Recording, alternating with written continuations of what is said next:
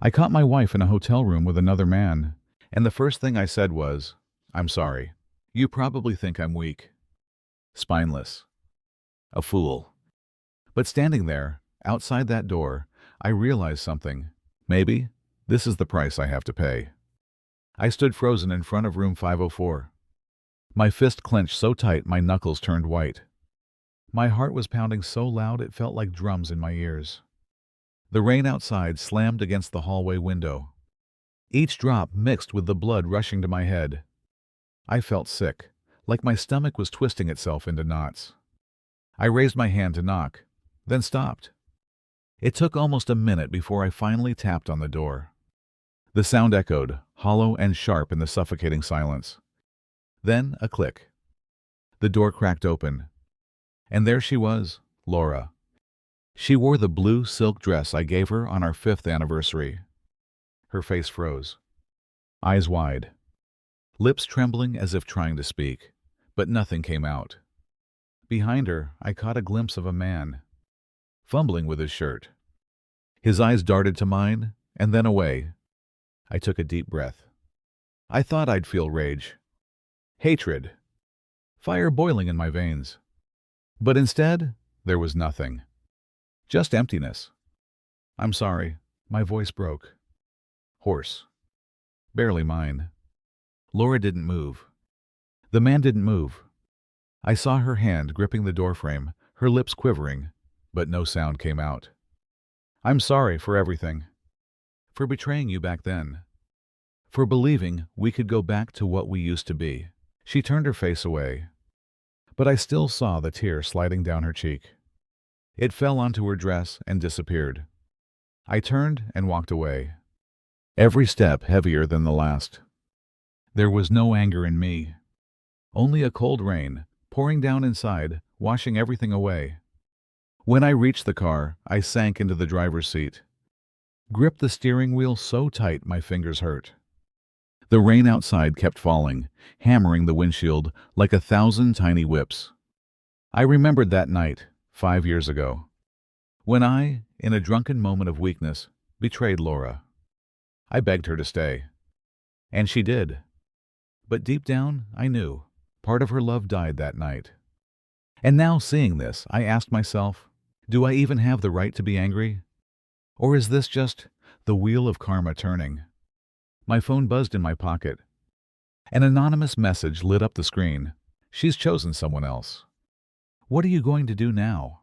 I didn't reply. I started the engine, letting its roar drown out the storm in my head.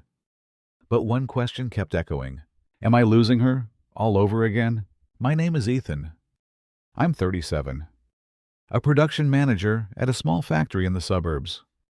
From the outside, my life probably looked calm, even enviable. A steady job. A beautiful wife. A White House with bright bougainvillea blooming every summer. People often said I was lucky. And I used to believe that, especially the day Laura said yes to my proposal. Her eyes sparkled like they held an entire spring sky inside them. We met at a small party thrown by a mutual friend. Back then, Laura was 26. She worked in marketing for a fashion company. She was stunning. Smart. Confident, in a way that made me, an awkward guy, too scared to approach. I just stood there watching her from across the room. But then, she smiled at me. A smile so bright it lit up the whole place. And in that moment, I knew, if I didn't walk up to her, I'd regret it for the rest of my life. The first years of marriage were beautiful. In the mornings, Laura would wake up early to make pancakes. She'd leave a little note on the table, her handwriting soft and flowing. "Have a great day, my wonderful husband." At night, we'd curl up on the couch watching romantic movies. She'd rest her head on my shoulder and whisper, "I wish time could stop right here." And I promised myself, I will never hurt this woman. Never. But 5 years ago, I broke that promise. That night, after a company party, I drank way too much. I wasn't thinking straight. One of my coworkers, a woman 7 years younger, pulled me back as I was trying to call a cab. The rest is a blur. All I remember is waking up in a strange room the next morning, her perfume still clinging to my collar. When I confessed to Laura, she didn't scream. She didn't throw things. She didn't cry like I thought she would. She just stood there, eyes red, her voice trembling as she asked, "Why, Ethan? What did I do to deserve this?" I had no answer. I dropped to my knees, gripping her hands tight, begging for forgiveness, like a drowning man clutching at a blade of grass. Laura didn't leave me. She stayed. But from that day on, there was a wall between us, an invisible wall I couldn't tear down. At first, I tried to make it right. I brought her flowers, cooked her favorite meals, cleaned the house myself, even booked trips to places she'd always dreamed of seeing. But every time I looked into her eyes, I saw a coldness there, a place I could no longer reach. We still shared the same bed. We were still intimate once or twice a week. But something had shifted. Laura's love. It wasn't the same. I thought she had forgiven me. But the truth is, she never really forgot. There were nights I sat alone in the kitchen for hours, staring at the empty chair across from me, the one where Laura used to sit for breakfast. And I kept asking myself, is she still here with me? Or is she just a shadow now? As time passed, I let myself believe Laura had forgiven me. We still had dinner together on anniversaries. We still exchanged quick hugs before heading off to work. On nights when I worked late, she'd text me, "Sleep well. Don't stay up too late, okay?" Everything seemed normal. But deep down, I could feel it. A cold, empty space between us. As if Laura was slowly drifting out of my orbit, bit by bit. Then I started noticing small changes. Laura began coming home later than usual. She said it was because of year-end marketing projects. I nodded. I tried to believe her. But one day, I noticed she'd changed her phone password. She used to leave her phone anywhere without a second thought. Now she carried it with her everywhere, even into the bathroom. I remember waking up at 3 a.m. one night to find her side of the bed empty. I went downstairs and saw her sitting in the dark kitchen, the glow of her phone lighting up her face. She quickly turned off the screen when she heard my footsteps. "Can't sleep?" I asked, trying to keep my voice calm. "Oh, just checking a few work emails," she smiled.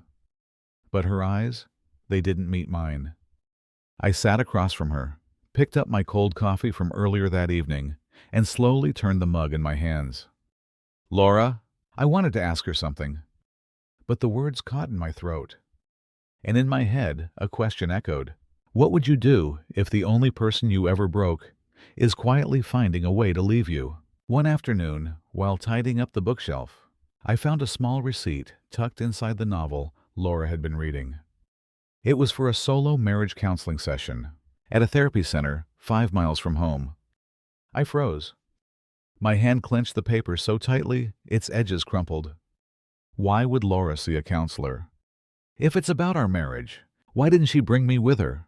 And then the answer I feared most crept in. She's planning to leave, without me knowing.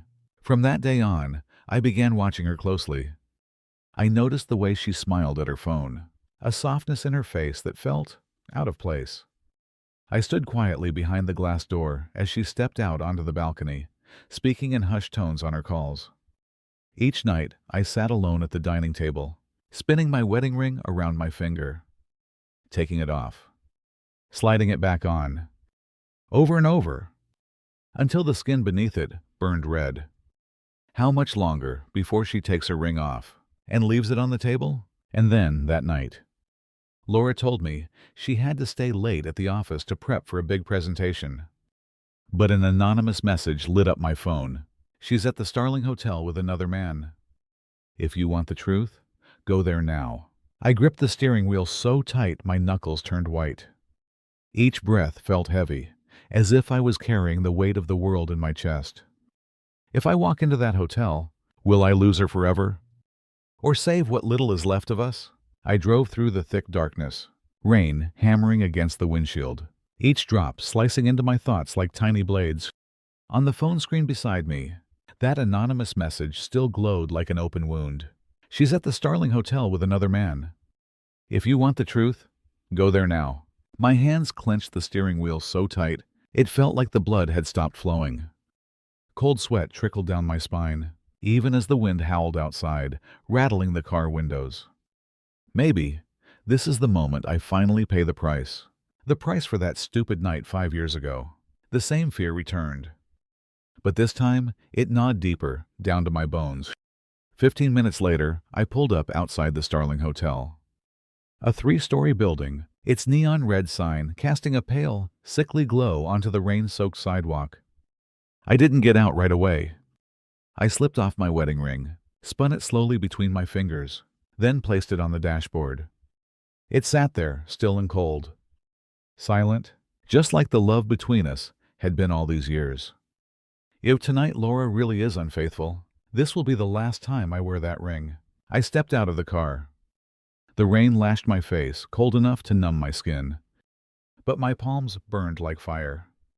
The glass doors of the hotel slid open. A wave of warm air hit me, making me dizzy.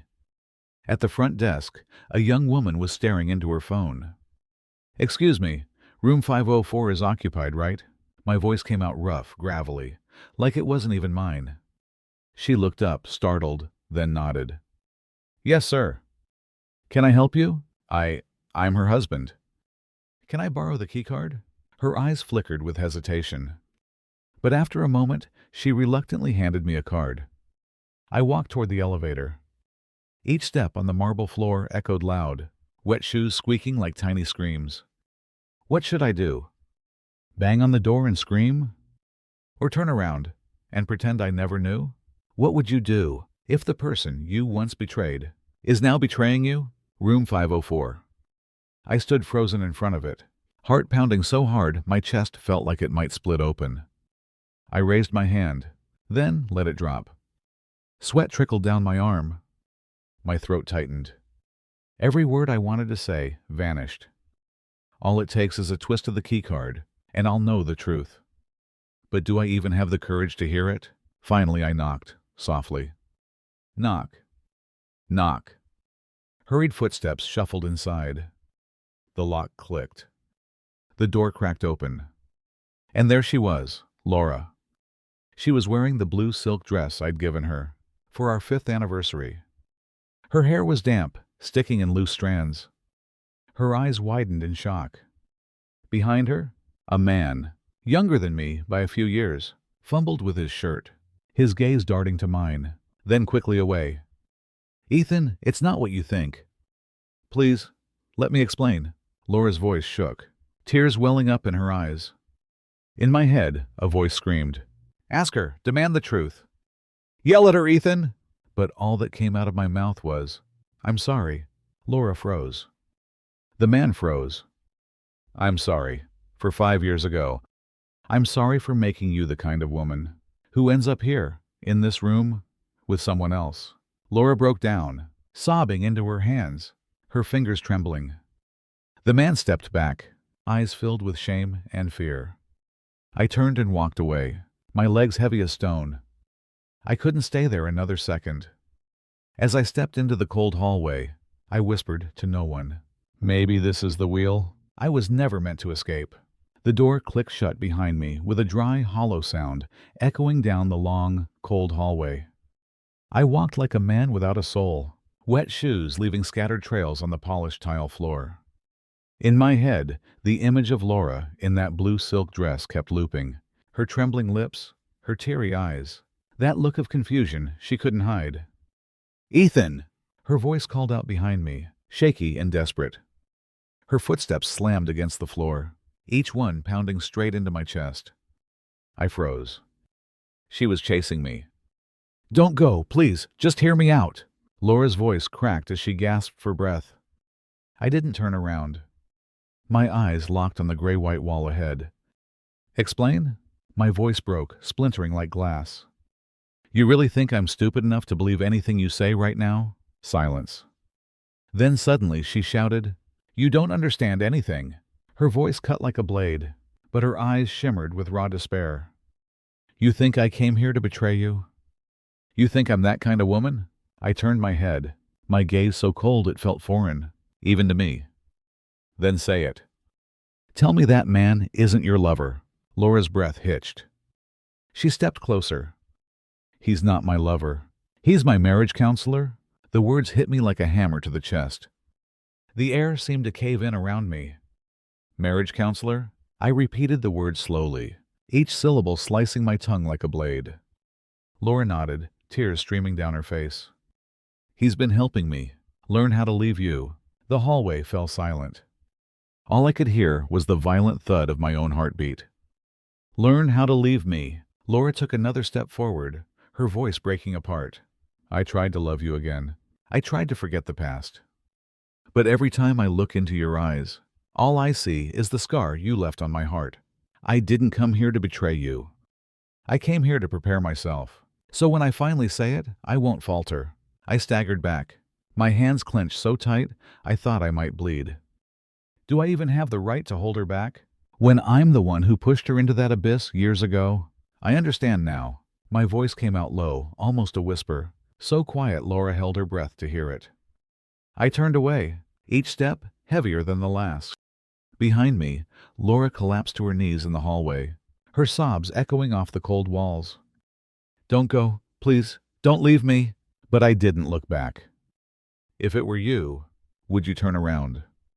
Or would you keep walking and let it all end here? In my palm, I still held the wedding ring I'd taken off before coming upstairs.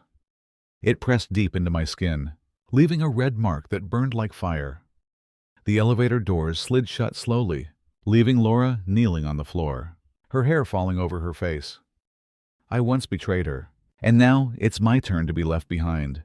The elevator doors closed slowly, my reflection staring back at me on the cold, metallic surface. A face I barely recognized, hollow eyes, disheveled hair, cracked lips like a man who had just crawled out of a desert. Is this what a man looks like when he's losing everything? I stepped into the parking lot. The rain still poured down in heavy sheets, each drop stinging my skin like tiny needles. Sliding into the driver's seat, my hands trembled so badly. It took all my strength just to fit the key into the ignition. In my palm, the wedding ring left a deep, angry mark on my skin. I gripped it so tightly, my knuckles turned white as bone.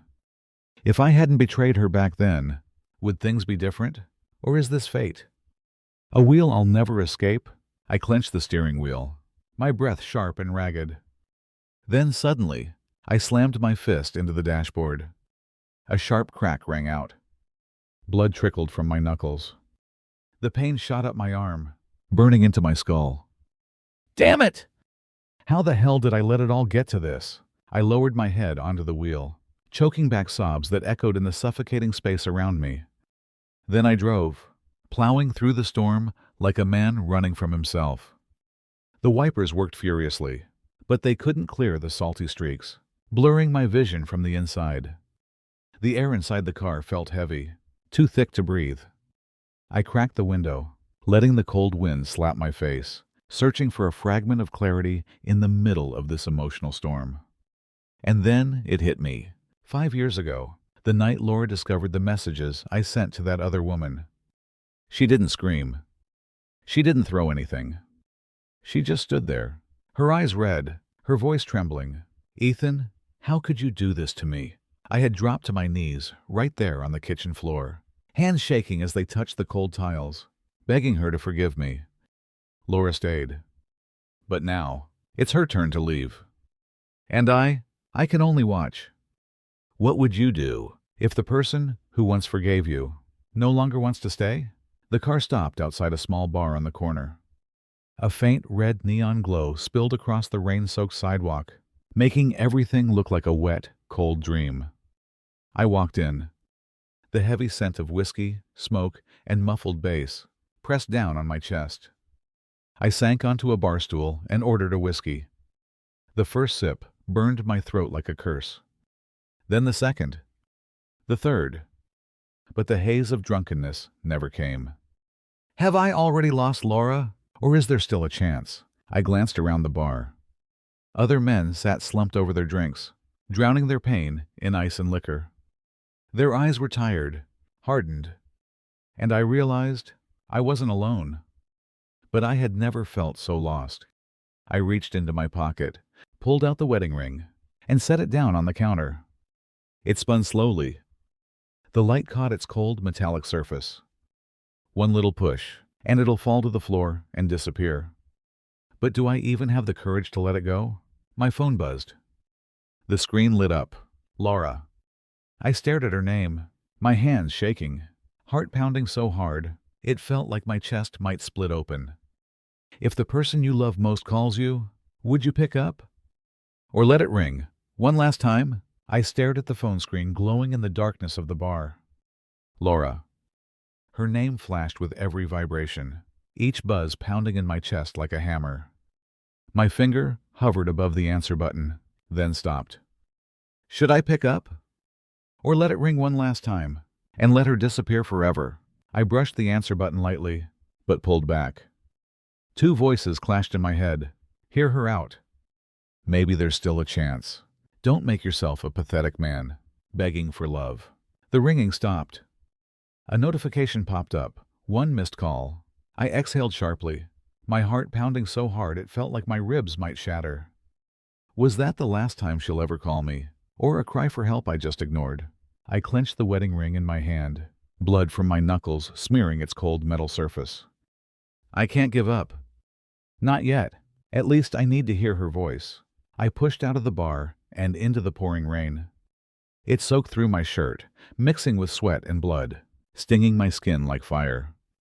The car roared to life, the engine growling like a wounded beast. I drove straight home, though I wasn't sure how much longer. I could still call it home. Laura was curled up on the couch. Her hair hung loose around her face, her features tired, aged by what felt like years in just one night. The door slammed shut behind me. She looked up, eyes swollen from crying, but still holding a strange flicker of resolve. Ethan. Her voice was soft, trembling. I stood there, rain dripping from my clothes onto the floor, each drop echoing in the suffocating silence. Why did you call? My voice was low, hoarse, like gravel scraping steel. Laura took a shaky breath, her shoulders quivering. Because I need to say everything before it's too late. Too late? I let out a hollow laugh. I think it's already too late, Laura. You think I wanted this? Laura shot to her feet, her voice breaking as tears welled up again. You think I'm happy learning how to leave? The man I once loved more than my own life. I froze. You don't understand, Ethan. You know how it feels to have your heart shattered, so why can't you understand me now? Her sobs came out in gasps, her face contorted from holding back too long. Then tell me, Laura, do you still love me? My voice shook, hands clenched so tight, blood oozed from my knuckles. She stayed silent for what felt like forever. The stillness pressed down on us, thick and suffocating. Finally, she exhaled, her words breaking apart like glass. I tried to love you again. But my heart, it's no longer whole, Ethan. I stepped forward, grabbing her wrist. Blood from my hand streaked her skin, a vivid red mark burning against her pale flesh. She didn't pull away. She just looked at me, eyes shimmering with unshed tears. Can you forgive me for wanting to forget you? Her voice was barely a whisper, but every word cut like a blade. If it were you, would you hold on to her hand, or let her walk away, stepping over your blood, and never return? I let go. Blood smeared her wrist as she pulled back. Her trembling hand reached for the door. The night air rushed in, cold as ice, biting through my soaked shirt. I watched her walk away, her figure fading into the storm outside, my heart pounding like a war drum. Is this the last chance? Or the final ending? Laura walked away, her figure dissolving into the cold rain outside. Her footsteps grew fainter, then vanished completely. I stood frozen in the living room, a place once filled with our laughter, now suffocating in its silence. The wedding ring sat cold in my palm. The image of fresh blood streaked across her wrist, burned in my mind. I let go. But did she really leave? Part of me wanted to run out there, to grab hold of her hand before it slipped away forever. But my legs felt like stone. I couldn't move. Maybe this is the end. I collapsed onto the couch, hands covering my face, breathing heavy like the weight of the whole world was pressing down on my chest. And then a memory came rushing back. Laura's radiant smile, sitting by the window, cutting out wedding invitations. Promise me, Ethan. Promise you what? Promise you'll never let me sit here alone, with tears in my eyes. I had promised her. And I was the one who broke that promise first. What would you do if the person who once vowed to love you forever is now asking you to set her free? I jolted upright, heart hammering in my chest. The door creaked open. But it wasn't Laura. It was the man from the Starling Hotel. He stood drenched in the rain, his eyes wide, his body trembling with fear and regret. "You're Ethan, right?" His voice cracked. "What the hell are you doing here?" I narrowed my eyes, every muscle in my body coiled tight. He took a deep breath, his shoulders shaking. Then he held out a rain-soaked envelope, placing it into my hands. "I'm sorry for coming here, but there's something you need to know." I tore open the envelope. Inside, a stack of medical records. The bold letters screamed at me. Diagnosis, terminal cancer. I froze. "Laura, she didn't go to that hotel to cheat on you." The man's voice broke. "And she didn't go there to learn how to leave you, like she told you." My chest tightened. Each breath felt like a blade twisting in my lungs. "She went to see me because she's dying." His bloodshot eyes locked on mine. "Laura was scared that if you knew, you'd never let her go. She didn't want you to watch her fade away. So she chose to make you hate her, hoping it would be easier for you to forget her." When the time came, the air left my lungs. The room tilted. Laura is dying. And I left her out there, alone in the rain. I collapsed to the floor, hands trembling as they crumpled the medical file. The man knelt beside me, his voice shaking. "If you still love her, go find her. She doesn't have much time left."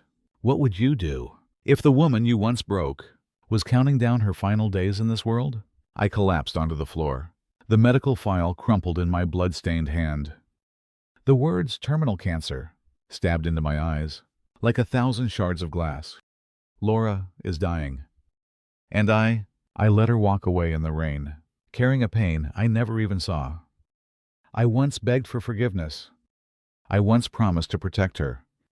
But when she needed me most, where was I? Hot tears streamed down my cold, numb face. I felt small, weak, cowardly. I shot to my feet, blood dripping from my clenched fist, leaving red streaks across the wooden floor. "Where is she? Ya? Fa," I screamed, my voice shattering. The man fumbled with his phone, his hands shaking as he handed me a rain-soaked note. "St. Mary's Hospital, but you have to hurry." I bolted out the door. The downpour whipped against my face, like 100 lashes. My heart pounded in my chest, each beat screaming, "Don't let her die," thinking you still hate her. What would you do if you had one last chance? To tell them you love them? I stormed into the hospital lobby, my soaked shoes slapping against the tiles, echoing through the sterile hallways. "Laura Ethan, where is she?" I shouted, my voice hoarse, ragged. The nurse looked at me with pity. "You're too late." The words crushed my chest. My knees buckled beneath me. No, it can't be. Laura, she can't leave me like this." "Wait," the nurse called out. "They just moved her to the ICU, 9th floor." I sprang to my feet, raced to the elevator, pounding the button over and over like a madman. Room 912. I stood in front of the door, hand raised to push it open, but my fingers trembled violently. What if she's already gone? What if I open this door, and I'm too late to face her? I drew in a deep breath and pushed. Laura lay on the hospital bed, her face pale, lips cracked, eyes closed, as if she'd already slipped away. "Laura, I'm sorry. God, I was wrong," I whispered, my voice breaking. Her fingers twitched. Her eyes fluttered open, clouded and searching. "Ethan," she breathed weakly. I grabbed her frail hand, my tears spilling onto it. "I'm here. I won't leave you again. I promise. This time, I'll keep my word. I just want you to be happy. Even if I'm not here anymore. A faint smile flickered on Laura's lips, her teary eyes closing slowly. The steady beeping of the heart monitor filled the room, each sound slicing into my chest like a blade. Is this promise already too late? If the person you love most is waiting for you to say, I love you, and you only have seconds left to say it, what would you do? The sound of the heart monitor echoed through the stark white room. Beep, beep, beep, each slow pulse stretching time into eternity. I sat motionless beside the hospital bed, my fingers gripping Laura's frail hand, the same hand that once pulled me close, that once pushed me away, and now was growing colder. You told me to be happy, even if you're not here anymore. But how could I ever be happy when my heart is still lying here with you? Outside, the rain had stopped. But inside me, the storm still raged. I looked at her pale face, a face I knew so well. I could once draw it from memory with my eyes closed. Now every feature seemed so fragile, like the faintest breeze could carry her away. A memory surfaced. Laura, holding my hand in front of her mother's altar, her tearful eyes shining with quiet resolve. Just love me long enough, so we'll never have to live with regret. That day, I nodded. But only now, with her breath hanging by a thread, do I truly understand what she meant. The monitor slowed. Beep, beep, beep. No rain. No wind. Only the second hand of the clock, dripping time into the silence, each tick heavy enough to break me. A single tear slid down Laura's cheek, even as her eyes stayed closed. Is she crying? Or is it just her body's reflex? Can you still hear me, Laura? Laura, in my mind. Ethan, don't let your mistakes destroy you. I don't need you to pay for anything. I need you to live, Ethan. Live and love again.